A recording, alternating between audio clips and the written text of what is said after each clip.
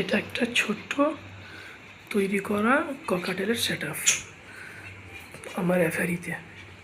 এই তিনটে বাচ্চা যে আপনারা দেখতে পাচ্ছেন, এটা মূলত বাড়ির বেবি। এদের বয়স হবে আনুমানিক 2 মাস। একটা কথা বলে রাখি, বেশিরভাগ সবাই ককাটেলকে ব্রিডিং বক্সেস ব্রিডিং করার চেষ্টা করে, বাট আমি এখানে হাঁড়িতে দিয়েছিলাম, তো ফল ভালো এসছে, কোনো সমস্যা আমার হয়নি। 3টা হেলদি বেবি রাত্রেবেলা খেলা করছে।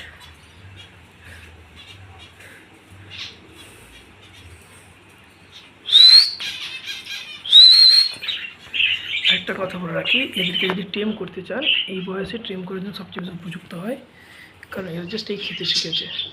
হ্যান্ড ফিডিং করালে খুব তাড়াতাড়ি এরা ট্রেম করানো যায়।